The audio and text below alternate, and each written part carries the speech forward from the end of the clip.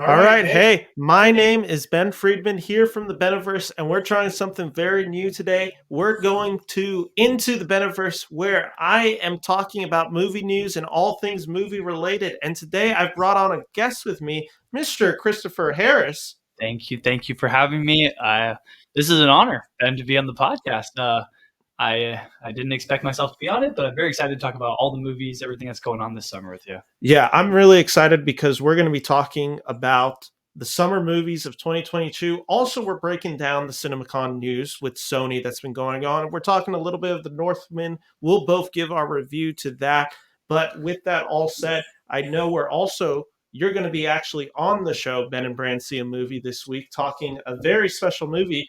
Do you want to announce the movie? I forget the movie off the top of my head. What was it again? It's Thunderstruck, man. It is Thunderstruck.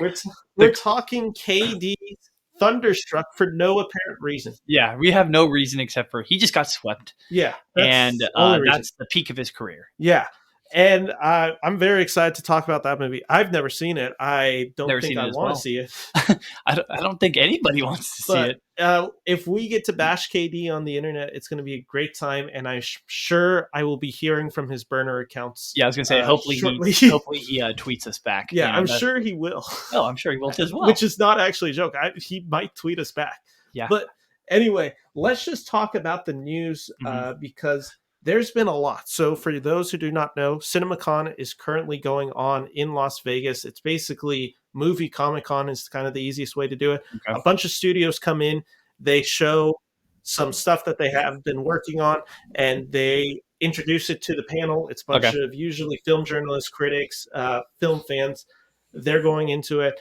And there's been a lot of news. In particular, this is Tuesday when we are recording at the 26th. So the big one, of course, that has come out was Sony, who kickstarted the CinemaCon yesterday, where they talked about their lineup. And boy, oh boy, do they have a lot. And let me share this. You said Sony? Sony, yes, Sony. And specifically, I'm focusing in on their Spider-Man universe because it's big, as very always, extensive.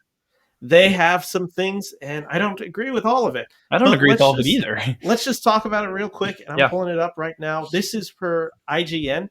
Okay. And this is Sony announces El Muerto, a Spider-Man spinoff starring Bad Bunny as Marvel's first lead action Latino lead. And this is, I'll read this briefly. Sony has announced El Muerto, a Spider-Man spinoff film that will star Bad Bunny as Marvel's first live-action Latino lead. Introduced by Sony Motion Picture Group President Sanford Panich at CinemaCon, El Muerto will be released in theaters on January 12, 2024. Oh, is El Muerto the wrestler, or what is that character exactly? El Muerto is a character that I had very little knowledge of, and the reason I had very little knowledge of is because I actually had no clue who he was after I re-looked into it. Oh yeah, he is a character that has appeared on 2 covers of a Spider-Man issue before. I can't tell if he is a good guy or a bad guy, but it looks like he is joining the Sony universe that already includes films like Venom and Morbius. And my guess is he's probably going to take the form of a villain to start setting up some form of a Sinister Six. I would agree. Because if you haven't seen it, I apologize. I'm about to spoil the ending of Morbius. Michael Keaton's Vulture comes out, and they basically set it up to start a Sinister Six franchise. Yeah. They still don't have a Spider-Man. They have not announced. They haven't announced that? They have not announced who's going to be their version of a Spider-Man because it's not Tom Holland. He's clearly in the MCU. So they're going to So they have to get a new Spider-Man? That or they're bringing back like Toby or Andrew Garfield, which if they are, you'd think they'd announce that yesterday because 100%. Why wouldn't you announce that? Unless they're waiting to debut something like here in the coming weeks, but I don't know what that could be. And I don't know why you would debut it post CinemaCon when you have your whole panel being, maybe you save it for Comic-Con. Is CinemaCon like Comic-Con but just for movies? Essentially, yeah. It takes place in Vegas, and every studio usually comes. Some studios sit it out. I don't remember if Disney's planning on being there this year because they have their D23. They have D23 they release. Sometimes some of the other studios, I know Warner Brothers has been limited on what they bring because they like to save their superhero news for Comic-Con. Yeah. But okay, so let's just break down the thing real quickly. Okay. I don't know who Bad Bunny is. You don't know who he is? No, who is he? He is a Latino rapper and musician and like kind of singer. I mean, but he's very popular across all platforms. Is he He, good? I do not speak Spanish very well, so I Oh, do not. is his music fully in Spanish? Yeah, Oh, okay. it's all in Spanish, and he headlines a lot of festivals. He's very well known in basically every space, but he's known for his music primarily. I've Oh, never seen him act in anything. I don't know if he's been anything before. okay, interesting. I could So probably pull that up, but here's what I know about this, and here's my just brief thoughts on El Muerto specifically. mhm.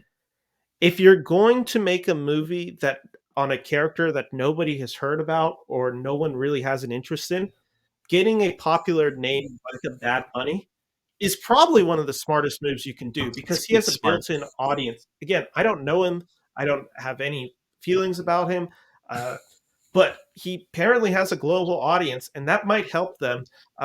Besides that, I think it's a weird decision for a movie. Skeptical. I mean, like you think about Morbius and you go Jared Leto, like okay, like that's not a bad pick. You know, you could have potentially picked someone better, but Bad Bunny, you're like, okay, I could have thought of like 5 or 6 Latino actors that like could fit that role. Granted, we don't know if Bad Bunny has like knowledge of El Muerto already, or if Yeah, like or if he you know, came in and this was his idea and he had like this amazing pitch and they were yeah. like they just loved what they had. It could have been something like that. Do you want to know? Do you want to know how many monthly listeners he has on Spotify? Yeah, tell me. 48 million. Yeah, that's a huge global Dude, I audience. guarantee you, like they know what demographic they're going for, and I don't know. I think they know what they're doing though. It's calculated. I think it is a calculated decision. Is it the comic book franchise that I would have wanted to see out of Sony? I have no idea. Not particularly. I mean, Spider-Man 2099 is right there. Uh, in this universe. I believe he's a Latino lead. I think Okay. he would have been awesome, but I mean, we are going to see more of him in uh, which across the Spider-Verse, which has now been delayed to 2023. Oh, I didn't know that. But with that said, I mean, I'm interested, I guess. Like, it's an intriguing thing. It's not something that I particularly cared about, but you know what? I'll give them the benefit of the doubt, even though I have not liked what Sony has done with their Spider-Man universe outside of its three main Spider-Men, which I think I all agree. have redeeming qualities. 100% agree. I thought Venom 1 was okay. I thought Venom 2 was slightly better. I thought Morbius was a disaster. Yeah, I did not see Morbius. I saw the first 2 Venoms. I liked the first one a little bit more than the second one, kind of like a little bit opposite to your take. Yeah. But I take your I understand your take on Morbius. Yeah. As a lot of people do. Yeah, so that's the first bit of news. And like I said, they started it off with that. Yeah. And then they also had another announcement where they got to explain a little bit more. This one is now via Deadline. And this one is Euphoria's Sydney Sweeney to co star opposite Dakota Johnson in Sony's Marvel Pictures' Madam Web. Madam Web. Madam Web, a character that I believe is also a villain. This is again a character that I do not know anything about, but I will fully admit I'm very excited for this. Is it for the reason I think I'm thinking of? I love Dakota Johnson. Yeah, I know you do. I love Dakota Johnson, and I really like Sydney Sweeney as well. Sydney Sweeney, is she in anything else besides She's in Euphoria? Euphoria. Anything else besides Euphoria? I never watched it. She was in a movie I've heard about it last before. year on Amazon Prime that I'm forgetting about. But let me just read the Deadline article real quick because I forgot to do that. After a breakout year that included starring roles in HBO's The White Lotus, that was it, and Euphoria, Sydney Sweeney is now ready to jump into Sony's universe of Marvel Comics. Sources tell Deadline that she has joined Dakota Johnson in Sony Pictures' Madam Web. And then continue on. In the comics, Madam Web is depicted as an elderly woman uh, with Massophenia gravis, and thus was connected to a life support system that looked like a spider web. Due to her age and medical condition, Madame Web never actively fought any villain. For that reason, sources have stressed it's possible that the project could turn into something else. Insiders say due to her sensory powers, she is essentially a Sony's version of Doctor Strange. It is unknown who Sweeney will be playing in this time. That sounds very interesting. I Very interesting. Yeah, it's an interesting enough project, and I'm sold enough on Dakota Johnson. Is she? That's how I feel about it. Hmm. Yeah, I don't have a lot of prior knowledge of either of those actresses, but I like that. I like everything you just said. I like it all. I like the premise that they're going for. And you said you don't have any knowledge of that character already? I do. I've seen her in the what's it called? I have seen her in the animated TV show from the 90s. So like Okay. I can picture her appearance. I can't really picture her powers. I remember reading some of her comics, not her comics, but when she's featured in Mhm. Spider-Man. So I do have like a Brief. understanding of the Mhm. character. That's What interesting. They say it's going to be like kind of like a similar version of what Doctor Strange is, but in the Sony verse, Yeah. essentially. And again, I think this is smart casting. I think Sydney Sweeney is really popular right now with the success of Euphoria. And I think Dakota Johnson has been really proving herself after a big film last year with The Lost Daughter. I know she has a film that just recently got out of Sundance called Cha Cha Real Smooth, which she was the star of, and it got rave reviews, I heard the about big that. hit of Sundance. So I think she's going to become more popular. This film's slated to be released in 2023. Okay. And you know what? This one to me is another win from Sony. Uh, let's just talk about a few other things that was released by Sony. Is This it one, did Sony basically like steal the CinemaCon? Is that why they sold day one. Okay, Dave. They Oh, how were many days is really it? the big day one. There's some other news. There's a Craven the Hunter movie coming out, starring I want to say it's Aaron Taylor Johnson. I didn't watch any of this. I don't particularly care for a Craven the Hunter film. Could be good, probably not. It's again, my biggest worry about what Sony is doing is they're making these films and they are clearly trying to build up to a Sinister Six, but Morbius just feels like a movie that is building up to another movie. And Hmm. it's just lazy to So me. you think that Morbius was kind of like misplaced in like what they're trying to do, I or don't know if it's misplaced. I think it's just rushed. hmm. I can tell exactly every beat they're going to hit in this film, and they're just doing all of this to make a Sinister Six movie. And Craven the Hunter was supposed to be the villain in Spider-Man No Way Home before they kind of brought everyone together. Oh, okay. So I think they had the idea. They might have already cast the guy as Craven the Hunter. They're like, you know what? We're going to give you a spin-off movie. You can be a part of our Sinister Six universe. Again, I don't really care. I'm not particularly excited. They did announce a sequel to Venom, Venom 3. That's Hmm. all we know Yep. that they announced. Very interesting to know. No announcement of a Morbius 2. So, yeah, so You know what, Ben? I'm gonna say something controversial. I think I'm okay with that. yeah, I am 100% okay with it. And Hmm. finally, this is the news that I am most excited to talk Yep, about. 100%.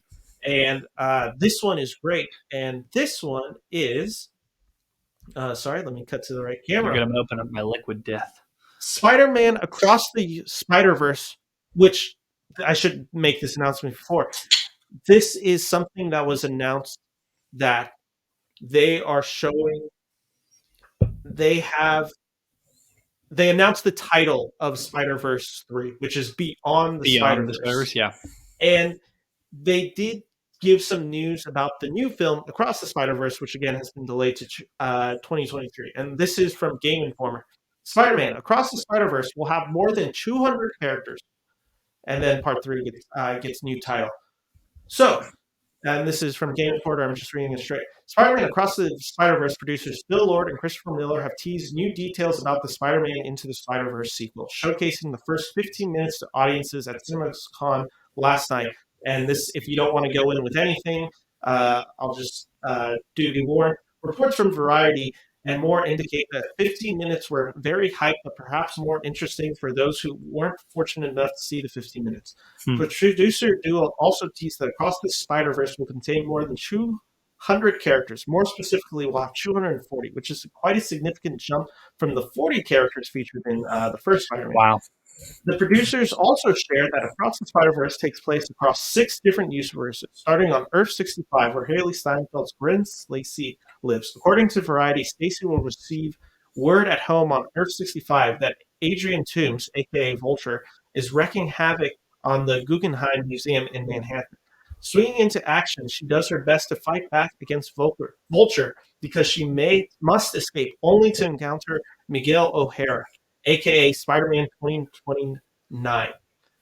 Variety reports that O'Hara is not happy with Stacy as she's left a hole in the universe that lets villains like Vulture end up in the wrong dimension. Elsewhere, Stacy encounters a 5-month pregnant Jessica Drew, another Spider-Woman voiced by Issa Rae. In Miles Morales' universe, he struggles with balancing the massive Spider-Man with the everyday life he's supposed to live as Miles. To wrap Across the Spider-Verse details, Lord and Miller reiterated that the new June 2nd, 2023 release date following a recent delay. The duo then announced that Across the Spider-Verse sequel, previously dubbed Spider-Man Across the Spider-Verse Part 2, will now instead be called Spider-Man Beyond the Spider-Verse, set to premiere March 29th, 2024. Chris, this was my second most anticipated movie of 2022 when it was still slated to be released in there. The fact that it's going to take place in over 6 different universes, the fact that there's going to be 240 characters, the fact that they're delaying it to really just nail the animation, and this is also was that confirmed that they delayed it? Just like they're delaying it to make sure the animation is peaked. Okay, cool. I can't tell you how excited I am for this movie. Just straight up. It's almost like I can't even put to words how hyped this movie's going to be. Yeah. It's going to be so hype. That first trailer where they cut to the classic animation scene in the first Spider-Verse movie, and then they cut to the hand-drawn 2D, like almost like a comic book straight up come to life. It's cool. One of the coolest things I've seen. I just think, like, do you think... I'm going to ask you a question about Spider-Verse, about the first one. Do you think that they set the bar, like, too high for themselves after the first one? Or do you think like they know what they're doing, and they like know how to segue into a bigger masterpiece of a movie that they're going for, obviously, after naming all these new characters, new universes, everything that they're going for? Like, I think personally, I think it's calculated, but I think they have big shoes to fill after the first one. I think this was always maybe their idea. I think I trust Phil Lord and Chris Miller. Mm-hmm. I've been just astonished with all their work, from the Lego movie to the Jump Street movies to now Spider-Verse, that I'm just legitimately very excited for this movie. I think they had a clear idea from the beginning, and I think this movie is going to be great. But you're right, it does have huge shoes to fill. With that said, I think what I like when they were describing this movie, it felt like a love letter to animation and the medium of comic books, which I think just blend together so well. And I'm really excited to see this. I think the new movie is going to be pretty crazy. I think you're going to see stuff like, and there was already reports from the first movie that like Andrew Garfield and Tobey Maguire were approached for voice cameos. I heard about that. I think you're going to get stuff like that. And I don't necessarily saying that you're going to get roles, but I think you could get stuff where it's like you flash to the animated version of maybe Tobey Maguire's world, continue some of the stories that way. I think that's a real great possibility. Obviously, you're going to get way more of Oscar Isaac as Spider-Man 2099. I think you'll see some of those returning characters. I'd be pretty shocked if we did not see Nicolas Cage return as Spider-Man Noir. Yeah. I think this movie is going to be big. And the thing that I am most excited about this movie is learning the voice cast. Because with 240 characters, you're expecting a bunch more new Spider-Men or characters within that universe. Mm-hmm. Who's going to be voicing those heroes, those villains? Could we possibly see anything else that Sony owns, Spider-Man related, appear? I think it's all possibilities. And I think ultimately the thing that gets me most excited, I just really like the story of Miles Morales in the first film. Mm-hmm. Getting to see him again in the second film, is thrilled. I wonder if because my gut tells me that Miles Morales will probably still be like the focal point of the movie. Yeah, but it's really gonna I don't think we're gonna see as much of a center on him as the first movie. I that's just like maybe in the last one we will. In the what is it? What's the last one called? Beyond the Spider-Verse. Beyond the Spider-Verse. It might kind of really tie back into Miles. That's just me speculating, obviously. But I think this next one is going to be really like really prestigious. They're gonna go all out. I really think they will. And Yeah, their budget's got to be it's got to stupid. be pretty crazy, Oh I'd yeah, assume. I think the thing that also excites me is I think you're going to just get some cool, like, just blending of genres. I would not be shocked. I don't think we're getting a live action. Like, they didn't say Beyond the Spider-Verse oh, is you live think one of action. the universes could be like a live action? I think there's a chance that we just get to, like, maybe a 5-minute scene and it's Yeah, a live action. We get to see 100%. Shamik Moore, I believe is his name, who plays Miles Morales. Hmm. I think there's a chance you could get to see him live action, even if it's just for a brief second. Same with Haley Steinfeld. Just get some of those characters, just even if it's just a brief thing. I think that's a totally great possibility out of it. Oh yeah, 100%. And I They don't have so know. much they could do with that too. I The only hesitation I have is the fact that Sony's making these films, and I'm really worried that Sony decides to do something ridiculous, and they're like, "We're going to tie this into our universe as well. We're going to tie this in with Morbius." Yeah, yeah, hell no. That's I have a feeling they're not. I want to believe they are keeping this universe completely separate from it, but who knows? But regardless, I'm really excited for it, Hmm. and that's really the huge news out of CinemaCon. Yeah, And with that all said, so we're going to exciting. break down our next thing. Before we go over to our most anticipated movies of the summer 2022, let's Yeah, just break down this weekend at the box office yeah, let's do it. with the fact that The Northman came out and it bombed.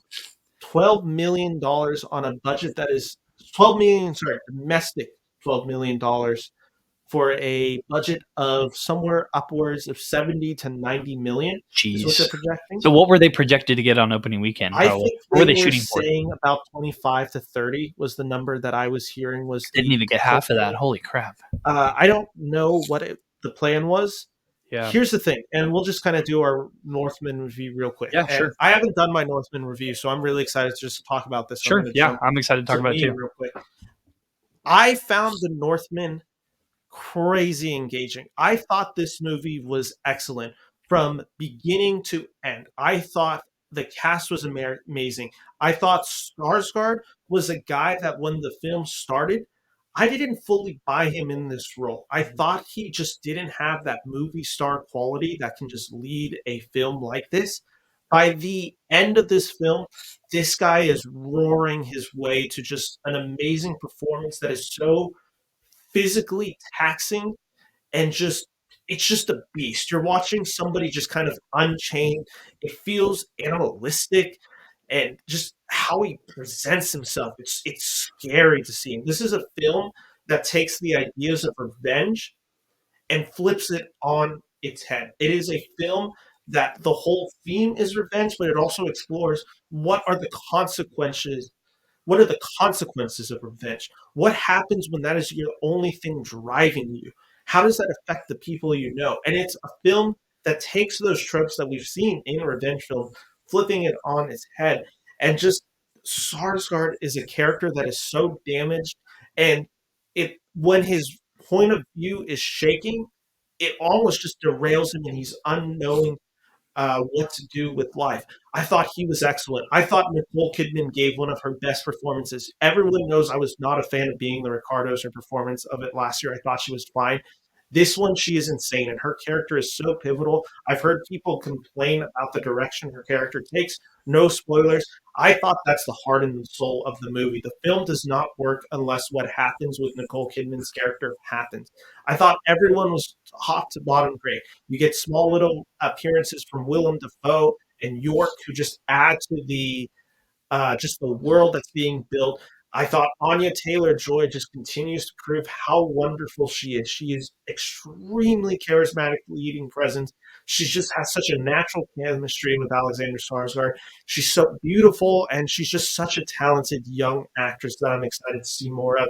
And the star of this film is Eggers. His direction is flawless. This film looks beautiful. The cinematography, the action, the violence is much more reserved. If you're going into this film thinking you're going to get 300 or Braveheart, that is not what this film is. It is much more slower. It is much more reserved. It is much more quiet. But then when the violence happens, it's much more cathartic and shocking. I was so impressed by this film. I really enjoyed it. I'm giving it 4 out of 4 stars.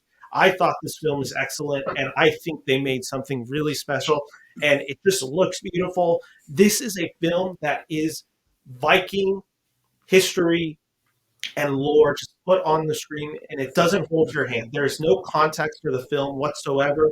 It is you either understand it and you're in for it or you're not. I think it also just so happens to be Eggers' most engaging film for a wide audience. I think this one is his most universal, which is pretty crazy because this film is not universal, but just compared to The Lighthouse and The Witch, it just is. This is his most blockbuster film, and it feels like it. They gave him a budget. He spent it. It looks like it's a $70 to $90 million film. It is absolutely breathtaking to watch, and I loved every second of it. And I am sad that a film like this did not perform well because that means studios are going to take those risks a little less. Chris, I'm going to jump to you. Sorry, I have to find your camera. No, you're fine. There you are, Chris. Hey, fam. What were your thoughts on the Northman? So I think, Ben, you had a ton of points that are just hit the nose, hit the money. I think overall, I really did not have a lot of experience and a lot of knowledge going into this movie about what the 80 times were like and what to expect really with this Viking presence that the movie presents itself. I was also blown away. And I think mine comes from I thought that the world that Robert Eggers portrayed was just so it's just so encapturing. It just pulls you in. And as an audience member, you see every little thing. It's so picture perfect. And I was just blown away with how he portrayed it. 100% I agree with you in saying that. I thought that Anya Taylor-Joy was a great support for Skarsgård because Skarsgård put so much heart on his sleeve when he is in this movie. And you can really tell that the revenge comes from within him. He's bred into it as a kid, and it just follows the whole length of the movie. And it's just I'm so excited for people to watch this movie that haven't already and really see what the vision of this movie was. I thought the action scenes, when they did come up, were so heightened.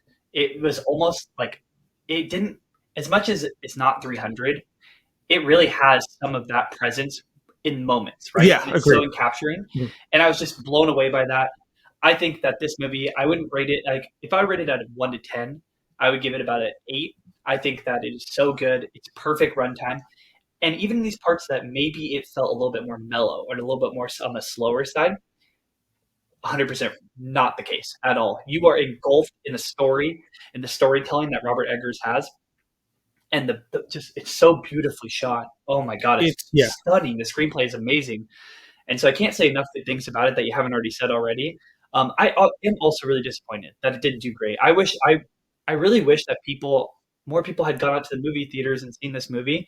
I still think it has time to make up for itself, but that budget, like what you said, very big, has got a lot of shoes to fill, I agree. It's a really tough movie to sell to a wide audience because 100%. It is not a conventional blockbuster film. It is not, like I said, 300. It is not Gladiator. It is much more quiet and reserved in its moments. And that's what I loved about it. It is a film that is so ambitious. And I've always said it.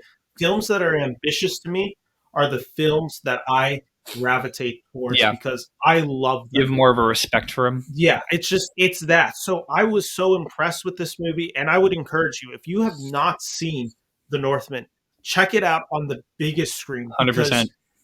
Every roar that Skarsgård releases on just Adobe sound, you feel it in your chest. You're sitting there and you feel just the urgency of this character. Along with the score too. The score is phenomenal. Beautiful. Oh my God. So this is an absolute endorsement. Go see The Northman. I hope it holds on pretty well, and I hope this film finds its audience. 100%.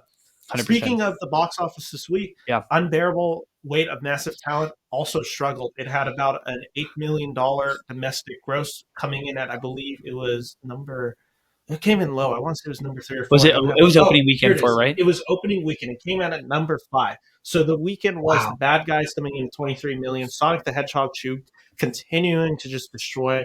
Came in with another $16 million. Fantastic Beasts taking a huge drop off. 67%, grossing $14 million on its second weekend. Northman with $12 million on its first weekend, and The Unbearable Weight of Massive Talent coming in at $7 million. Disappointment too. I loved The Unbearable Weight of Massive Talent. I've given my review of it. I think it's crazy funny, and I think this is a love letter to Nicolas Cage in movies. It's just an homage to him, and it's such a like, I don't know if it's just because it's not super appealing like The Northman is, obviously, very different movie, obviously, but I wonder if it's just not as appealing to its audience, like, but you should be able to see within the trailer. I remember when Ben and I watched the trailer in theaters, we were like, "Oh my god, that looks it looks hysterical. Yeah. It looks so funny." So to see that it bombed, I just don't understand. I don't get it. Do you understand? I think it's the idea that everyone has been kind of caged out and people don't remember quite how good Cage is. So I think this film still succeeds in the idea that like Nicolas Cage is a presence. He's back. He's had two big films with Pig, which I thought should have gotten him nominated last year for the Yeah. Academy Award. And this film, just two great films from him. And I think ultimately this is going to be a film that people look back on and are going to remember fondly. And then in the next few years, where I hope Nicolas Cage continues making films like this, people are going to go back and they're like, oh yeah, this is a part of the Cage songs. Like this is when Cage came back in a big Dude, way. this movie too is just like, I know you already did your review of it, but it's just so unique. It's just like, it's not your typical comedy movie by any means, and it's got action, it's got heart, it's got a good story, it's got everything you could want for in a movie. And Great Nick supporting Cage is performance too from 100%. Pedro Oh, Pascal. he's amazing. And Nick Cage is so charismatic in the movie, and oh my god, like there's not a dull moment in the movie, genuinely. Agreed. So yeah, I'm disappointed. I hope this one stays on. I know it had a little bit less screens compared to The Bad Guys, which had 4,008 screens. Unbearable Weight of Massive Talent had 3,036, so might get a little bit bigger. Are you going to see The Bad Guys? I probably will have to see it sometime this week. And then finally, before we move over, I want to do one more review, and this is a film that I have not gone to review yet because I don't know why I hadn't gone to it, but it's the film that came in at number 6. I believe it is. I don't remember which weekend it's on. It's currently has a gross domestically of 26, basically 27 million. It grossed 5 million this week. That is Everything, Everywhere, All at Once. A film I have not gone to review, so I'm going to cut back to me again so I can just briefly review this film. Everything, Everywhere, All at Once is the most unique film experience you are going to get in 2022 and quite arguably the decade. This film is phenomenal. It is so unique. Every choice made in this film, even if I didn't love it, I respected the heck out of it. This film is incredible from top to bottom, and it has just amazing direction from the Daniels brothers, who I thought were just astonishing. I was just blown away. The action is wonderful. Just some of the best action of the year. Crazy great. The actors are incredible. Great star churn for Stephanie Sue, who plays the daughter, who is just the life and heart of this movie. She's the beating heart of this movie. A great comeback from Ke Huy Quan, who played Short Round in Indiana Jones Temple of the Doom. He's also in The Goonies. He is the husband in this film. Amazing. I hope we get to see more of him because he is so comedically rich as a performer. He still delivers the action. He's doing an homage to Jackie Chan at many scenes. He's incredible. And yet, at its heart, this movie works because Michelle Yeoh, who she's trained with Jackie Chan. She did Crouching Tiger, Hidden Dragon. She recently got a big break again with Crazy Rich Asians. She is amazing in this film because, oh my God, the emotion that she wears in this film. This is such a confusing film, and we are fully with her the whole film because she's our eyes and ears for this world. It is a film that is so unique in its concept, exploring the multiverse. And I know the multiverse, we've already talked about it today with Spiderverse. MCU's doing it. Who knows what the heck DC's doing? But the multiverse is a concept being played heavily. This film does it in such a unique and fun way. The comedy is there. It's all done wonderfully. The action's great. This is just a film. Go see it because you've never seen a film like this. Straight up. You've never seen a film like Everything Everywhere All at Once. If you think you've seen a film like it, you're completely dead wrong. I am going to call this the most unique film of 2022, and we're only in April. I guarantee there's not going to be another film like this. A24 just delivers it out of the bag again, just swings. It takes the biggest swings and it connects 98% of the time. Is there things in the film that I didn't like? There were a few scenes where I thought either maybe it was a little slow, it meandered. There were characters where I just didn't fully understand their point in the role. But you know what? If you're going to be ambitious, take the biggest swings, and I'm going to respect the hell out of you. Everything, everywhere, all at once. I initially gave this a 3.5 out of 4 reviews 4 stars when I walked out the theaters. I'm willing to do it, even if I didn't love everything. 4 out of 4, just for the creativity of this film. You got to see this film because it's wild. Chris, I'm cutting to you. Yeah. I don't know what to say. Again, Ben and I went and saw this movie together in theaters. Yeah. It was mind blowing. When you walked out of that theater, Ben and I could not stop talking about this movie, how advantageous it was. It took big swings and it connected and it hit home runs. I thought every performance was flawless. The story was so unique. And I can't stress that enough, that this movie did something that you will never see again. Yeah. You will never see again. And it's just like, I can't believe it took until now in A24 coming up with this design. And if I remember correctly, Ben told me that this movie had a relatively small budget, but you would not know that by any means. Yeah, let me look at the budget real quick for this film. I just remember that, like, I was sitting there, and Ben and I would laugh hysterically. Then we would almost cry. Mm-hmm. Then we would literally get pissed. Then we witnessed every emotion in this movie, from something going into it where I was like, really maybe I was just optimistic, I would say. Yeah, I liked the trailers, didn't know what to expect. A24 kills it again. I don't know what's in their water over there at A24 and with the director, but holy crap, this movie is a must-see. If you haven't seen it, go see it right now. 100%. Some of the best performances I think you're going to see this whole year. Ooh, that's nice. Yeah, sorry. Cool, brother. No, you're good. I was just blown away by it. Blown away. And the fact that, again, it's not hitting well in the box office, I think this one just a little bit. I mean, this one's a little bit better. It's just because the budget was much smaller. But you're right. It still hasn't found a huge audience quite yet. I think it just looks confusing when you look at the trailer. You're like, what am I going to get from this movie?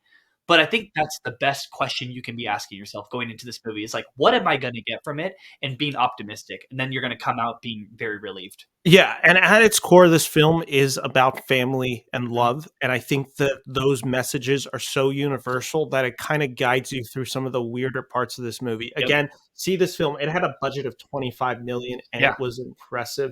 And I just absolutely loved everything that this film had to offer. It had some great comedy in there. You weren't lying when you said there are jokes in there that hit. There is one in particular that is a reference to a Pixar movie that when it hits, it is impossible to laugh. And it is so wild and crazy that just go see it. I can't recommend this movie enough. You're going to have fun with this movie. And with that, those are kind of our big reviews. So we're going to jump into what is the focus of this episode, which is the summer movies of 2022. I asked Chris to rank the 10 films that he was most excited for. Yep. I also did it. And so we're going to break down that. And then when it's done, we are going to talk about what we think are going to win the box office for the summer. So what 100%. We think are going to be the top 5 highest. And remind you, this is domestic. Okay. We're not talking worldwide. We're doing domestic because it is impossible to predict with what's going on in the world with 100%. Countries and all that. So we're just going to focus on domestic. Chris, what I'm going to do is we're going to do basically I'll do 3, you'll do 3, and I'll start from my 10, go up. So I'll kind of switch off with you. And I won't mention my honorable mentions just yet. Yeah, I have one honorable mention. That's it. But I feel pretty confident about my top 10 most anticipated movies of the year. Ben and I talked briefly beforehand. We had to look up some of them because some of them just got announced or their trailers were just released, all the above. And so I think this summer, I think we can both agree on this, Ben. This summer is promising for movies. Yeah, and I think we're going to have some. There's definitely at least, I'd be shocked if we didn't have 4 or 5 that crossed over. Oh, 100%. So, and there's some sleepers. Yeah, for sure. And tell me if you have it, just let me know. We can either bump it to when it's on your list or we can just talk about it then. Sure. Coming in at number 10 is a Netflix film called Hustle, starring Adam Sandler. And it's him playing basically, it looks like a scouting agent, Yeah. and he's just getting everyone in. It has a bunch of NBA stars. Yeah. It is a serious churn from Adam Sandler. I loved Uncut Gems. I love when the guy goes serious. Rain Over Me is one of my favorite movies. Yeah. I'm just excited for this because that trailer, it is an intense Sandler. And even if it could come off as melodramatic, I just like when Sandler takes something serious and is willing to work with that material and engage. I know he's a huge NBA basketball fan. He's a big This guy. looks Big like a love NBA guy. letter to basketball, obviously my favorite sport. So I'm really excited for this movie, and I think this movie could hopefully, I have it low just because I know it's a Sandler movie. I know it's Netflix. I know that's not the best track record, but I'm hoping this movie delivers, and I hope it is a fun love letter to basketball, which he has a passion for. I have a passion for, and it's just a movie that was built in my a movie that I was built to love. I love Adam Sandler. I love basketball. I love when he takes something serious. He has a bunch of just real NBA players coming in and out. I'm excited for this movie. So Hustle's my number 10. Yeah. Did you have it on your list? I did. I had that at number 9. Did you? Okay. I figured you might have it because I remember showing you the trailer. I remember the trailer was so good. It's just so intense. I think it hits a little bit more for us, being that we are very, very versed in NBA, and we love it. Like we know it like the back of our hand. But yeah, I think very excited. It's the movie post Uncut Gems. Oh yeah, that these are the types of performances that you'd like to see Sandler giving. Even if it doesn't hit, I'm just excited to see Sandler in this movie. Yep. My number 9, the trailer actually for this movie just dropped today.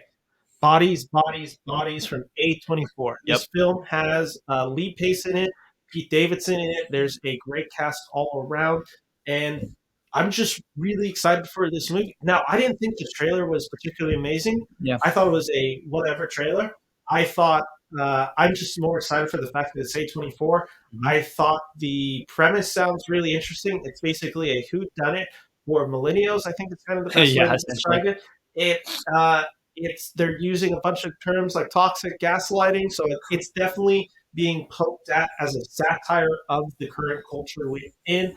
I like Pete Davidson. I liked what he did with King of Staten Island. Now I don't know how big of a role he's going to have in this movie, but it just looks like another interesting horror kind of comedy premise from A24, similar to what they did with X earlier this year. So I'm just excited for that. Yeah. Did you have it on your list? I had that at my number 10. We had those two we have swaps. the same 9 and 10 just swapped. And you know who else is in that movie? Is Amanda what's her name? Stensberg, the girl from Borat 2. Yes, Maria is it Maria Bolskov? Is that her name? I don't know. Yeah. I think that's her name. But I know there's a handful of people in that movie that I'm like, I remember them. But she's in this movie as well, and she's great. She was a breakout star, obviously, in Borat 2. Yeah, it's Maria Bakalova, and then Amanda Stenberg is in this movie. Yeah, I'm really excited for this movie. Yep, and I 100% agree. A24, they've just hit it out of the park this year with X and Everything Everywhere All at Once, and I'm just excited to see what they have in store for this one in a film that sounds like it has an interesting premise. My number 8, I'm curious if you have this one. People are going to criticize me for this pick, and I understand. I actually originally had it maybe in my top 5. I decided to cool it down. I feel like I know what you're going to say. For this movie.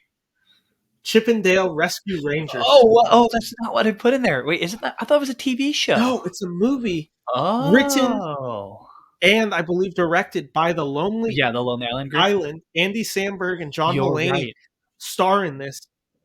It looks like just a film that could be a ton of fun. It's self-referential. I get that it's going away from the Chippendale Rescue Rangers TV shows of the 80s and 90s. I get that. I get that it's definitely a more satirical approach on just current day animation and Hollywood in general. I like it. It kind of reminds me of a Who Framed Roger Rabbit, with Roger Rabbit literally being in the trailer. It's a film that could either be a disaster or really good. And I'm betting on it being really good with the talents of John Mulaney, Andy Samberg, Chris Bartel in this movie. I'm just betting on this movie, and I'm just betting that the Lonely Island has something really special up their sleeve. I've loved the past Lonely Island debuts with Popstar, with Hot Rod. I'm just excited to see what they have with this film, and I'm just hoping this film is great. I'm hoping this is the big comedy that people are talking about, and it's going to appeal for kids while also being a great film for adults to watch Yeah. as well, just based on its comedy. And listen, John Mulaney in a movie with Andy Samberg, Sign me up. it's going to be on my top 10 every time. Okay, so is that movie going straight to Disney Plus? Or are they going to release it in theaters? Straight to Disney Plus. Wow, I'm actually really excited for that. Yeah, I remember you sent me that trailer, and I was like, "Oh my god, that looks really good." Because we're both huge Mulaney guys. 100%. So we were just like the idea, and with Lonely Island, I know you and I both love Hot Rod, so it just seemed like a film that was going to hit all of our demographics. Plus, it looks like it just has a bunch of fun references to Disney, which I get it. That can feel cheap. I like it. I think I'm not they, gonna I think apologize so. for I it. think they might do it really well though. I'm hoping they do too. I'm hoping this is definitely more positive, and this isn't the film that I look back at and just like this is just a pure money grab from Disney. They clearly didn't put any passion on it. I'm assuming you did not have it on your list. I did not. No, I Okay, did then not. perfect. So you already did your 10 through 9. What was your 8 then? My number 8. I don't know if you're going to have this on your list. Mine is Minions: Rise of Gru. It did not make this list. I am going to have to see this film to review it. Yeah. I thought the first Minions movie was fine. I'm not particularly excited for this movie, but please, I had a feeling this was going to make your list. So yeah, it's low on it for sure. But I don't know if you've heard me on record before. I really enjoyed the first Minions movie. I think the Minions are such a unique character created in the Despicable Me universe. And the fact that this stupid yellow character is able to hold an entire movie already has me intrigued. And I understand it's very childish and it's kind of like a cash grab in essence. But I think that they know what they're doing. Illumination, I think, is the company that created Illumination by DreamWorks. Yeah. They have been on it recently, and I think that doing a little bit of a backstory on Gru with the Minions and how they all came to be could be really good. I'm optimistic again. I'm skeptical. Do I think it's going to be better than the first one? Debatable. Yeah, the only part that really gets me excited is the fact that Steve Carell is returning as Gru, who I thought the films worked best when they were centered around him. I thought Despicable Me 2 is actually a really wonderful film. The first two are great. I like the first two. I never saw the third one. I didn't have this on my list, but there's no way this film's not going to be hugely successful. And I'll have to watch it. Yeah, listen to this too. Is that, and I'm sure you know this, Minions is one of the top grossing animated films of all time, in top 3, maybe top 2, right? Yeah, it's literally so up there. This film's popular. Yeah, 100%. Its demographic is so wide because like anybody can like this Minion character that they've created. I think it's very unique. So I'm optimistic. That's why I put it number 8, a little bit lower on my list. Sorry, excuse me. But I'm less excited. Yeah, so we both have an animated film for our number 8. Okay. Mine's a bit of a live action hybrid, but both an animated kids film. Yeah. So I'll jump back to my number 7. I don't think you're going to have this movie, and I saw the trailer for this movie. I was really excited about the premise. I just really like what they're doing. It is a film called Pleasure. This is a film that focuses on, I believe she is a Swedish girl who moves to Hollywood to become a porn star. Okay. It looks like kind of a Boogie Nights, kind of similar to a film last year called Red Rocket, where it looks like it's kind of an indictment on the porn industry, but this time it's fully from the female's perspective, which I think that's been the thing that's been lacking in films like this. I think Boogie Nights is a wonderful film that is all from the male perspective for the most part. So to see it on here, it has everything. It has just the intrigue. It has a bombshell of a star who I think is just going to turn out to just be amazing in this film. It just has a comedy. It has this like thriller bite to it. It's sexy. It looks wild and crazy. And I'm curious to see if a movie that is so audacious, so raunchy, and such a send off, and it's going to be a film that is clearly, I think, going to be an indictment on the porn industry. I'm just curious to see how they do it, and if this film hits, I think it could be huge for its audience. This is not going to be a film that has a wide release, and this is not going to be a film for everybody, but I think that the people who are intrigued by this film, I'm hoping it's a movie that delivers, and I'm hopeful that this movie can be huge. And I'm just curious because I think it just has a lot of things going in its favor, and the trailer was just wonderful. I did not have that one on my list.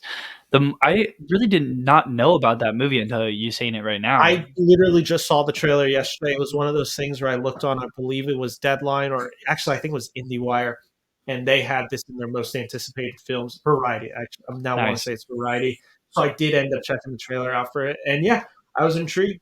nice. I'll jump into my number 6. Mhm, I know for a fact this is on your list. It's a placement of it. I had Nope, Jordan Peele's Nope, as my number 6. mhm. There's a lot of reasons. That first trailer did not blow me away, but I was very intrigued by the trailer. I think Uh, that was on purpose, I though. think so too. I The reason it makes it so high for knowing nothing about this film is I thought Get Out was great, Mhm. just an amazing debut directorial writing performance from Jordan Peele. And I thought Us was even better. I love Us. It is one of my favorite horror films of all time. I think the film is wonderful. So the fact that you have Jordan Peele making another horror film with this cast, with something Phenomenal cast. so intriguing, I'm just ready for it. And it's a Jordan Peele film, so give it to me. Yeah, 100%. I will hold off on my thoughts on Nope. Um, Okay, I'm assuming you had it higher. I did have it higher. Do you want me to jump into my number 7 and Yeah, jump 6? into your number 7 and Okay, my 6. number 7, this is gonna I know we briefly talked about this movie. I think this one just, like, kind of hit a spot for me, and might seem kind of stupid, for lack of a better word, but number 7 for me is Marcel the Shell with Shoes On from Yeah, I A24. knew you were gonna have this one on your list too. The trailer had no interest in me, but again, go for it. Yeah, I think, like, again, the reason this is on here is for nostalgia. I loved Marcel the Shell, and when Jenny Slate would do the voice of Marcel the Shell and they would post him to YouTube when I was younger, I thought it was just so cute. It was so unique. And the fact that they're making the leap out of all these years, like 5, 6+ years since they made a video with Marcel the Shell, A24 is going to make a movie on it. I think that like is completely out of left field, and that's what draws me into the movie. Granted, it looks like a little bit of an adventure story with him finding out about his family and how he became to be where he is in his life as a shell living with shoes on. But I just think that it's going to have those comedic aspects. It's going to have the family aspects. And A24, at least this year so far, has not missed a movie for me. So I think that's on their side. And that's why I have it number 7. Again, ranked a little bit on the lower side. I think all the number 5, or sorry, 6 through 10 for me could be placed anywhere interchangeably. Yeah, Yeah, I would agree. It was Marcel hard the to Shell, decide. I'm excited to see it for sure, and I I will go see it on opening weekend for I sure. am intrigued, and I'll definitely go with you. A24 has a really good track record. I'm really loving what I've seen out of Jenny Slate, either in Everything Everywhere All at Once. This movie earlier called I Want You Back, which is a rom com with Yep. Charlie Day. I like her, and I'm intrigued by the premise. Don't particularly care. That's why I didn't make it. I've never watched those videos. I've only seen the trailers. I think it does have the chance to be a really cute film. So I totally understand you putting it on there. Yeah. Definitely with your nostalgia reasons. What's your number 6? My number 6, also an A24 film. Not trying Okay, to, I think and it's Men. okay. That's an honorable mention for me. Yeah, number 6, Men. I remember Ben and I were watching, I believe it was Everything Everywhere All at Once, again an A24 film, and I remember just sitting there in the theater watching the trailer, and I like got the chills watching it. And when I get the chills watching a horror trailer, and I love the horror genre, I probably might have a little bit less knowledge than you in the movie industry, especially horror movies in general. But I've watched a lot of You've them, watched way more horror than I and have. this one to me seemed like seemed so it just seems like it's meant to be in this day and age right now. Because obviously, if you haven't seen the trailer, you should go watch it. But it follows a woman, and obviously, there's a bunch of men that are portrayed as creepy individuals that are just Mm. like around her in her life, and they seem to all be getting closer and closer to her, and she becomes very vulnerable. And I think that's just something that, like, with all the Me Too movement in the past and everything, I think that like there's a reason it's coming out Yeah, right I now, agree. and I think it looked beautiful. It's also the director from Ex Machina, Ex right? Machina and Yeah, Annihilation. Darius, yeah, not Garland, Alex yeah. Garland, I And I believe. loved Ex Machina. I think this movie's gonna have that psychological aspect in a horror movie that a Get Mm. Out or an Us has that just draws you in. And I think the trailer, as bland as it might look, I think there's so much depth to it, and I'm I very excited to see this movie. I agree with you. I had a few reservations of it. I was not a big fan of his last film, Annihilation, I never which saw Annihilation. so that was already a hesitant thing. So he's one for Chew for me. I always get a little nervous when because I agree with you that does look like the film it's going to be. I always do get a little worried when it's not a woman directing this type of film, Mhm. where it's just like I feel like they can bring women can bring something really special and unique to this film. They could have. I'm sure there were women involved in the process of Sure, making this sure. film. That's just the parts where on my viewing where the trailer I thought was good and it came really close to making the list. That's why I ultimately didn't, because I'm like, okay, I'm a little worried about that. How could that come off? I'm hoping this movie surprises me and is Yeah. really good. Well, I think like part of where I see this movie being what I see it being Mm. is that, obviously a lot of men are just scary people in general, and like they have a way of just like acting very like vicious around women Mm. sometimes, not all the time, Mm. obviously. I think this movie is going to really hone into that, and this could be a dark movie. It could I be very Yeah, dark. I agree. I think this movie could be really good. I just saw some things that made me a little worried. Yep. And Could it they've go only wrong? released one trailer, right? They've only released one trailer, A teaser so and a trailer, and they'll yeah. release another trailer. So I'm definitely I like when I said it almost made the list. It was 11 or 12 for me, so it And came again, really an close. A24 film. I'm not trying to suck their own, Yeah, suck them off, but I'm just being honest. yeah, no, totally agree. My number five is a movie I mentioned just briefly before. It's the film Cha Cha Real Smooth, starring Mhm. Dakota Johnson. This was the hit of Sundance this year. I know a bunch of critics who saw this movie and said this film is the best of the year. It just sounds like a delightful film. I don't know anything about it except that it was the hit of Sundance. It stars Dakota Johnson, who I love as an actress. Uh, she's my celebrity crush, all that. So I'm very Gotta excited throw for that in this there. film. And yeah, it's a film that Coda was my favorite film of 2021, and it also premiered at Sundance at the beginning of the year.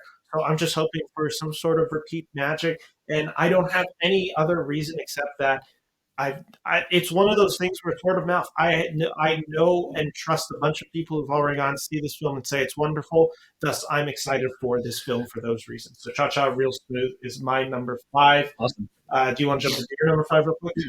Um, I'll do my number 5 since we're getting into like the really Big ones. big movies that And we're I excited think for. we're going to have at least two of the same. I think for you're sure. gonna have this movie higher up than me. My number 5 is Elvis. It's okay. Yeah. Yeah, I have this movie, and I'll go in. Do you have it like at number 4 or something? I'll say where I have it. It's my number three. Okay, so that's understandable. I think you could speak a little bit more to this than I can, but I I have yet to see an Elvis portrayal in a movie that I'm like, that looks like very one believable, two capturing, and three that like it just has that soul that Mhm. Elvis had. This movie, granted only in the trailer, portrays all three of those things for me, Mhm. and it blew me away. It gives me the chills when I watch that trailer in theaters, and I think that's all I have to say. Like I want to see it now. I wish it would come out today because I Yeah, want to see it. agreed. We get these movies every year, whether it's the Freddie Mercury Yep. biopic, whether it's the Elton John. We're getting a Whitney Houston one later. Yep. We've had Tupac. We've had it all done. We've never had one quite on the king. I know there was a Kurt Russell movie, TV movie directed by the John Carpenter in 1980.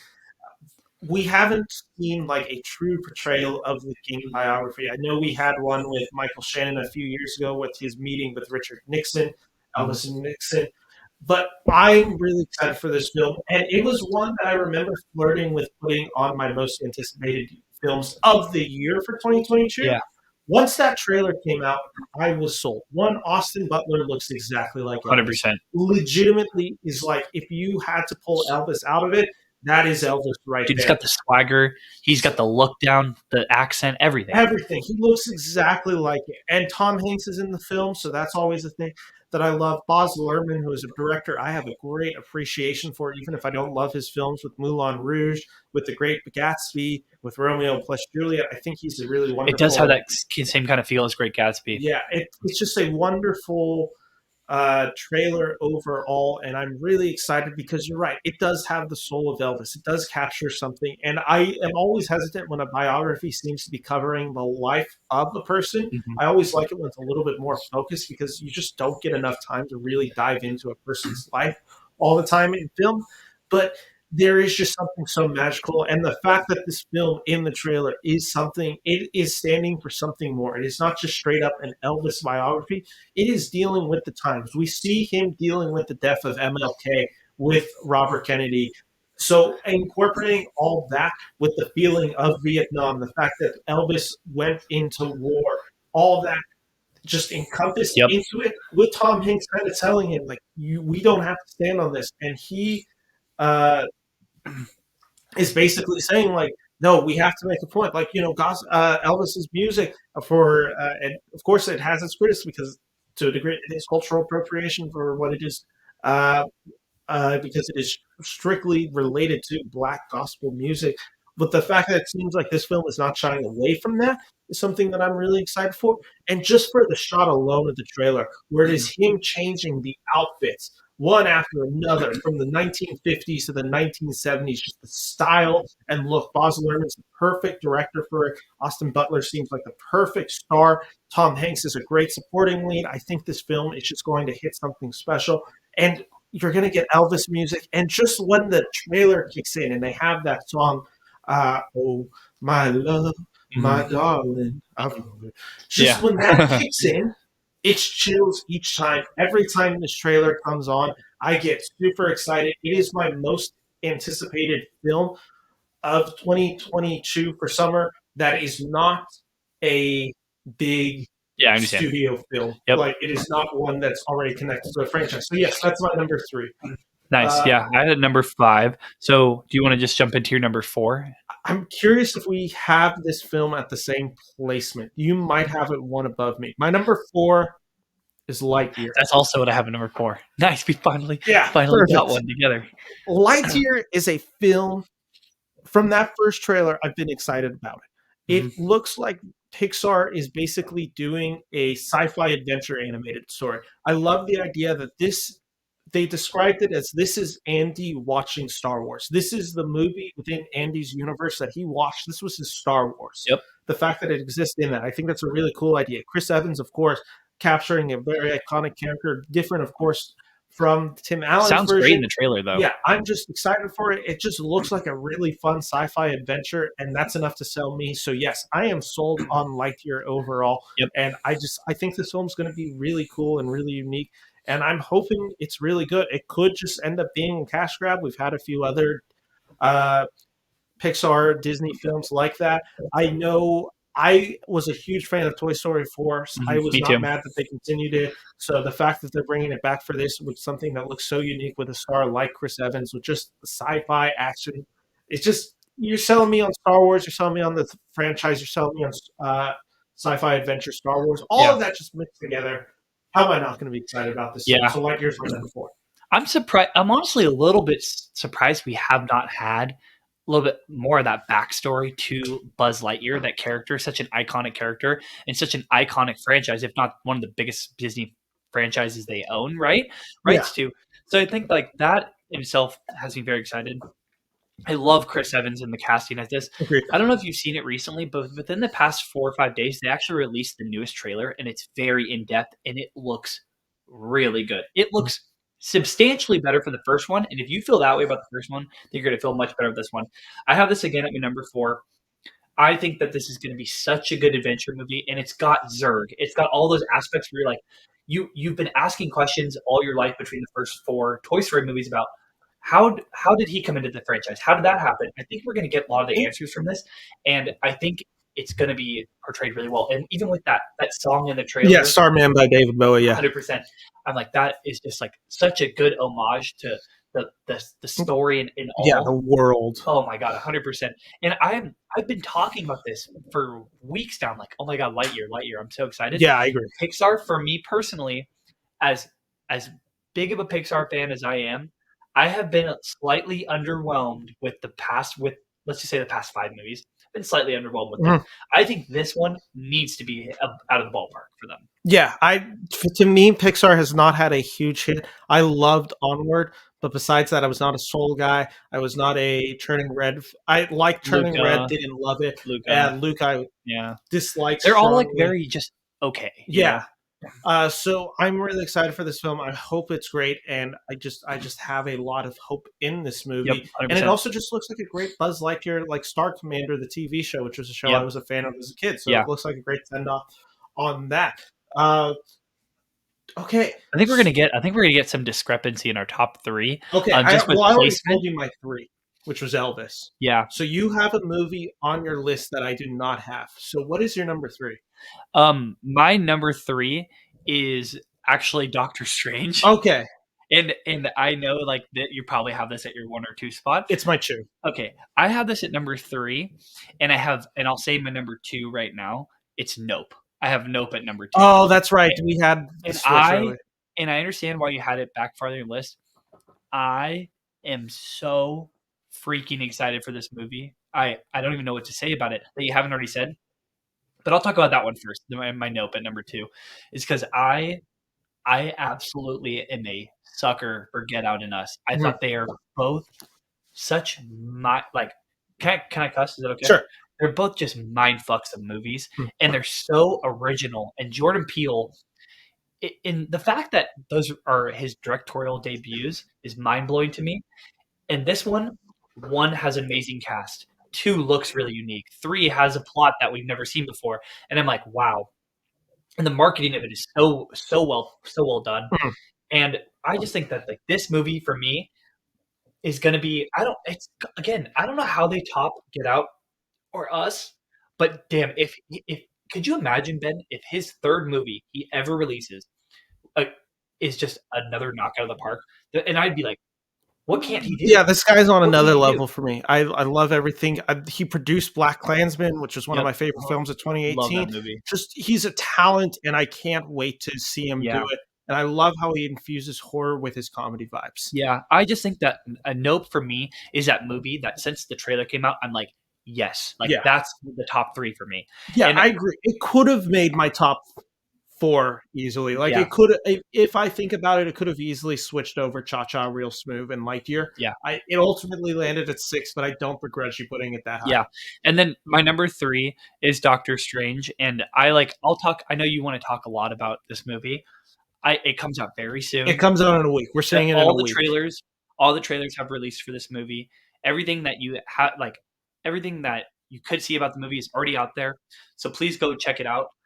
I think like a little bit of the hype for me has worn off just slightly, just because like we've seen the trailers for months now, and it got pushed back, if I remember correctly.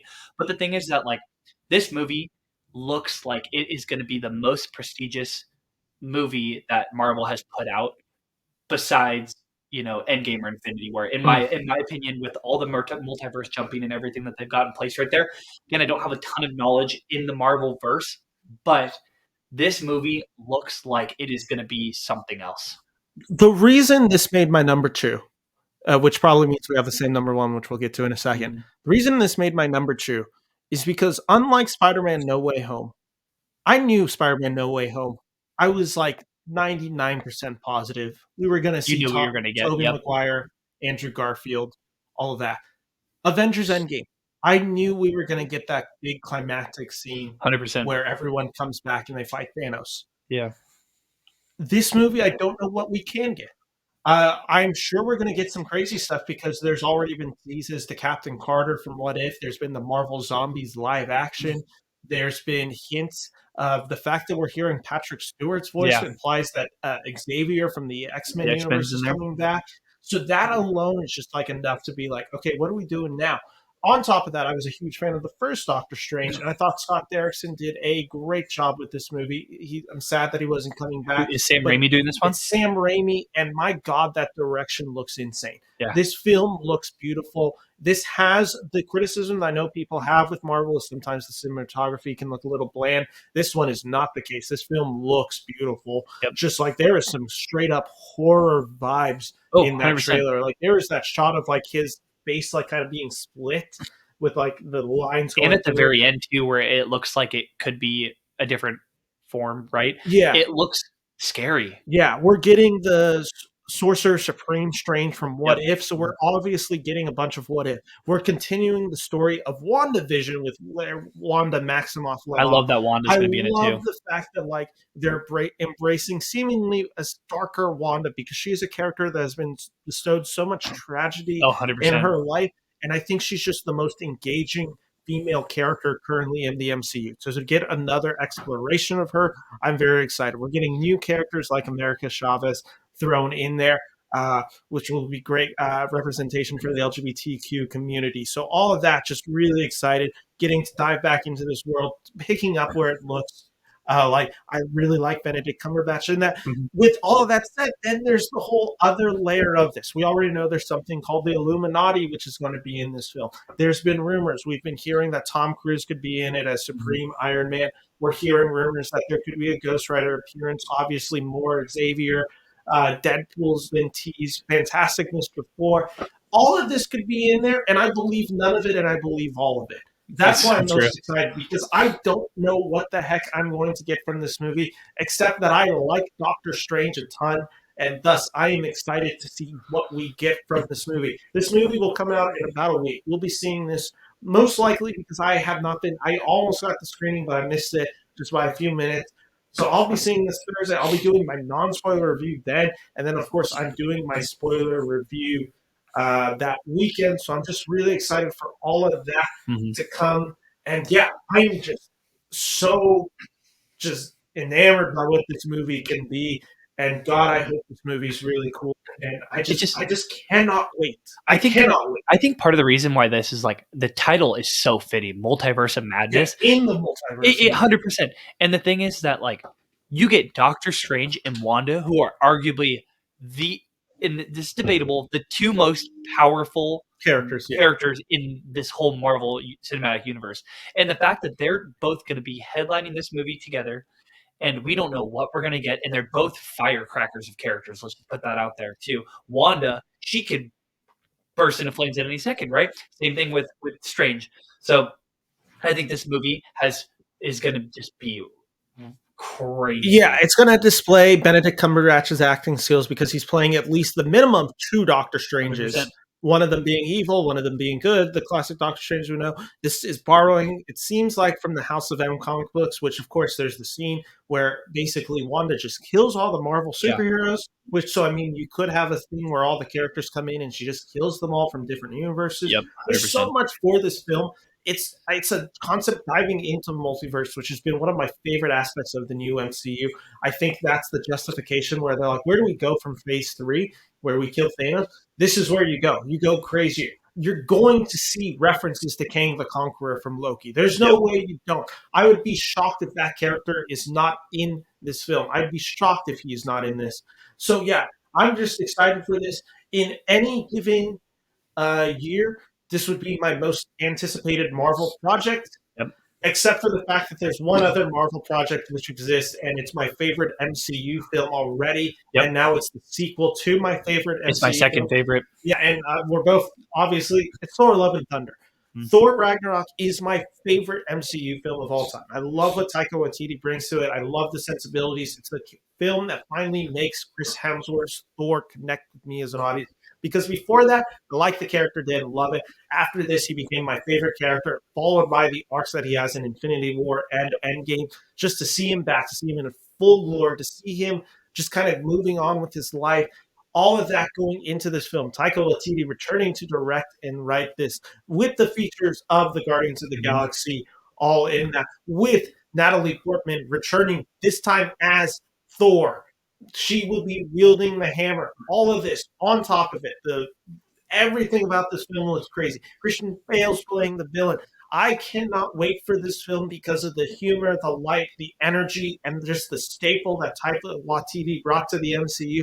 I can't wait to see him expand on that with characters like the Guardians of the Galaxy and going even crazier into the lore with Thor now being played by Natalie Portman. That's all going to be wild, and I cannot wait. It's my most anticipated movie by a mile. It was my third most anticipated movie of the year.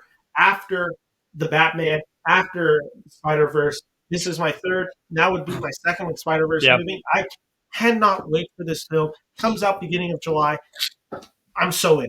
Yeah, I'm very much in as well. And I think part of the reason, like for me, if I could just like tie it Mm, into a bow, is that with Thor Ragnarok, I just had so much fun watching agreed. that movie.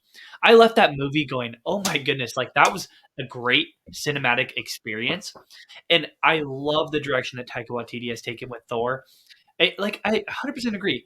It felt lifeless beforehand. And then once he took the reins, it just gave this whole new like Shazam essentially to Mhm. him as a character and as a movie. And I think that this movie is setting itself up to succeed 100%. And the fact that it's going to have Bale in there, right? Is going to be Christian Bale is the yep. villain. And Taika Waititi is directing it again, and you still have all these main characters that you've already that are still engulfed in the universe already. They're going to be there. They're going to be together, and you're going to get this crazy, fun, super funny, very charismatic movie. And the fact that you get Natalie Portman to reprise a role in it as well is just so great. I'm so excited. I really can't put into words these top three movies for me because I'm just like I want it to be here now. Yeah, I agreed. just want to see it right now, and I can't wait for Ben to give his review on that movie. Be sure to be in the comments, lighten him up on it. So it'll be Yeah, fun. It's going to be a great movie. I I'm am so excited. so excited, and I agree with you. To me, Thor Ragnarok, the reason it's my favorite is it's my most rewatchable. I Uh-huh. can watch that movie any time of the day. I Yep, think it's so endlessly funny it is and great. just so wonderfully It is so delightful, while funny. also keeping the character of Thor and keeping that story. Yep. It never takes the story lightly. The weight of the uh, basically the story never feels lost. It has its Yeah. emotional moments. It has a great villain performance from Kate Blanchett. So, thus, with all that, I'm really excited to see where this film goes. So, that's our top 10 most hmm anticipated summer movies of 2022. Did you have any honorable mentions? I had a few. Um, I can't remember my honorable mentions off the top of my head. Yeah, one of them might be yours if you just go for it. Okay. I had a few that came really close. Top Gun Maverick came so close to making Yeah, this Top list. Gun. I thought about that too. Just the fact that we're California natives, it's all shot in Tahoe, just the scenery. Tom Cruise is an action star through and through, and he never fails to deliver on the stunts. Mhm. I was excited for that one. Ultimately Okay. didn't make it in. Jurassic World Dominion almost made it in for me, just solely for the return of those classic characters. Wasn't a big fan of the last one, but just that was enough to Yeah. kind of get me in. But Okay. had the last one been better, I think this film makes it in pretty easily. Okay. It was just where the last film ended. I just wasn't the biggest fan of. Uh, Crimes of the Future is a film starring, or sorry, that is being directed by David Cronenberg of The Fly, of Eastern Promises, of A History of Violence. This film promises its nastiness. There's a horror body. It is a body horror film. Kristen Stewart's following up her performance in Spencer with this Mhm. film. I like the idea of it. Uh, the Black Phone, which is starring Ethan Hawke, Oh, directed that by was one of Scott mine. That was Derrickson. one of mine. That came so close because that trailer is scary as all heck. Yep. And then finally, just because I love the TV series, the Bob's Burgers movie is going to be a film that I am quite looking forward to seeing. Nice. But those were my honorable mentions, which I guess leads us naturally into the box office. Yeah. So we're going to break down. We have what we think are going to be the top five domestic. We'll just start from 1 to 5. Do we have the same number one? I think so. What did you put at I number put one? Doctor Strange in the Multiverse of Madness as I my number also one. put that at number one. You think that one is going to be the I think gross the most? domestically it's going to be. I think there's a lot of hype. I think it also depends on what the film has. If it is a film full of crazy cameos or like Yep. you got to see this, I think that hype is going to build. The fact that they teased it at the end of Spider-Man: No Way Home, which is already like the second or third biggest film of all time, like I Yeah. think it just has enough playing in its favor to win the box office for the summer. So that's my number Yeah. one. I have my number two, and I'm curious. I had Jurassic World Dominion. Oh, I had that at number 4. Okay. I think the last film did really well. Jurassic World was one of the hugest hits, still one of the most shocking hits of all time I with saw how the much it first made. one. I did not see the second one. Second one's not particularly good, but like I think this has enough. I think the fact that they're Yep. bringing back the classic characters, I think there's a chance that could go high. This one does depend on quality of film. If this film is good, I think this film could make a ton of money. If Yeah. this film is bad, I think this film will do much better overseas, but might drop off domestically. I'm taking the role that I still think it's going to end up about two. Just due to this, where the other ones have ended up, it seems like people have a hunger for the Jurassic World series. So Yeah. that's my number two. Yeah. What is your number two? My number two, I had at Thor. I had That's Thor. my number three. Yeah, I had Thor at number two. I do think it's going to do really well. Um, I just think that the Doctor Strange is a little bit more captivating of a movie, maybe to its audience as of right now, Mhm. with all the trailers and everything they put out. Granted, the next Thor trailer hasn't come out yet, and when that comes out, if it's very really revealing and it gives a lot to its audience, it could change it, you know. But I don't see Thor getting really placed above Doctor Strange. Strange. I You know? agree with you. It's at my number three right now. So right now I have Doctor Strange in the Multiverse of Madness, Jurassic Yeah, World, Dominion, Thor, Love and Thunder. What was your number three? Lightyear. Okay, this one I'll talk about in a second, but we'll give our reasons for that in a second. So let me jump in. My number four was Because Minions: Rise of Gru. yeah, because Lightyear beforehand is like going straight to Disney Plus, right? Or is it going to No, go? Lightyear's going to theaters. Okay, okay. So I have it in. I'll say the reason I'm saving it is because I have a few mixed in for the number Oh, five okay. that I'm Oh, trying yeah, to yeah. figure out. Okay, go for Did it. you have Minions: Rise of Gru in your top five? Okay, I think it is simply the case of the Minions movies have done so well. Yep. I think this is going to be a movie widely appealing to children. Yep. Children are on summer vacation. Mhm. This film's going to be huge, and I That's think what I it thought just about has with enough. Lightyear. Yeah. That's what I thought about with that. So that's why Minions: Rise of Gru made my number four. So before I get to my number five, can you recap what your current ones Yeah. are? Right now? So it's Strange at number one, Thor at number two, Lightyear at three, and then Jurassic World World at number Dominion. four. Okay, what's your number five? This is where Nope. I have nope. Nope at number five. I thought about it because of the success of Get Out. I just I think thought about Top Gun too. That was my other one. yeah, I here was the thing why I didn't put Nope on. It wasn't that I didn't think the film was going to be successful. It just had a few other challenges to get up where it's just like the amount of money you would have to get Yep. in the top five. I didn't know if it could crack it. Yeah, I mean, but the thing is, they marketed Nope really well, especially with that did. Steph Curry, the Steph Curry commercial and everything. And I just think Jordan Peele finds a way. I really Yeah, do. and Us overperformed like crazy its opening weekend. So you're right. If it has a crazy opening weekend, it's received positively. Yep. It's not crazy to fathom that Yeah. domestically this movie could do really Granted, well. I think it's five though out of all Yeah. of them. Here's where I didn't know what to do with my five. I had three movies that I thought legitimately had Was Top Gun one arguments of to them? make it. What was that? Was Top Gun one of them? Top Gun Maverick is the one, and that is solely based on if the film's good. Yeah. If the film is good and the action's crazy, I think you're going to get a huge audience for this film. And I It's got think Miles Teller in it too, right? Miles Teller's in it. I think this film could be huge. Lightyear was my other one. Mhm. Obviously, it's a kids' movie. It could play really large. Pixar I hits tell it. you, anything Toy Story just hits, man. It does. I think it's going to have a pretty big opening. So logically, I think that would be my five. Yeah. If it's not particularly good, I could see it being another case of fatigue where it does well overseas, but maybe has a drop off from the last Toy Story 4 movie. But again, the last Toy Story 4, if I recall, opened to about 130 million opening weekend. So you're right. I think that's the one I have to lock into my number five. Yeah. The other one that I just didn't know what to do with. And I'm like, it could hit. And Dwayne The Rock Johnson always has that movie in the summer that hits. DC League of Super Pets.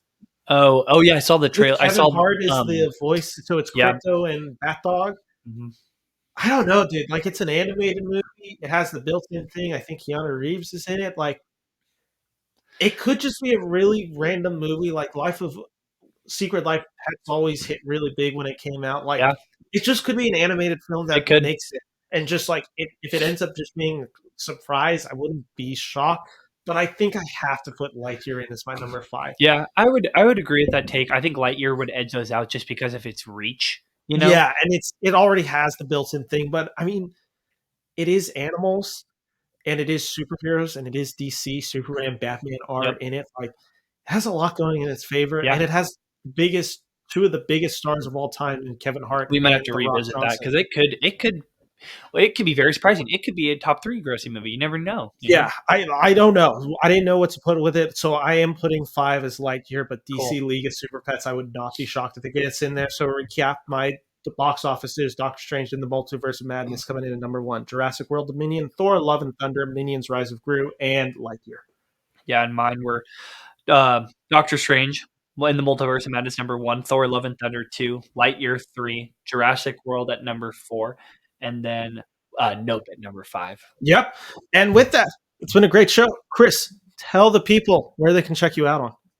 Oh, yeah. You can check out my podcast, 10 Inch Talks. We're on YouTube. We're on Spotify. Check out me and my friend Josh. Ben is going to be on it very soon. Otherwise, just, thanks for tuning into the Beniverse. Thanks for having me, Ben. Yeah, no really problem. Appreciate it. And I drank 2 of these liquid deaths in this time.